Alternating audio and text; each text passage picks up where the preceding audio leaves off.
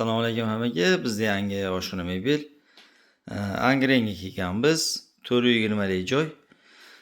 Seriya akrildan bo'ladi. Sekin ko'rsatib boraveramiz. Mebelimiz tayyor bo'ldi.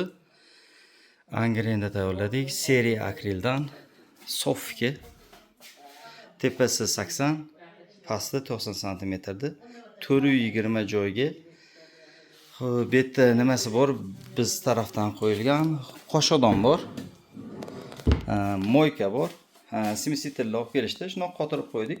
Tepasiga o'rnadik. Buni pastlari umuman ulanmagan. Ko'pchilik mebelchini vazifasi deb o'ylab qolishyapti shu kunda, shu narsalarni ulashni. Biz faqat qo'yib beramiz alos. Vichkani ham joyiga ilib qo'yganmiz. Tepasidagi narsalari turibdi bu yerda. Uni keyin o'zlari qotirib olishadi. Xo'p, asosiy joyi narxiga keladigan bo'lsak, 9 million so'mga mashq holati tayyor bo'ldi.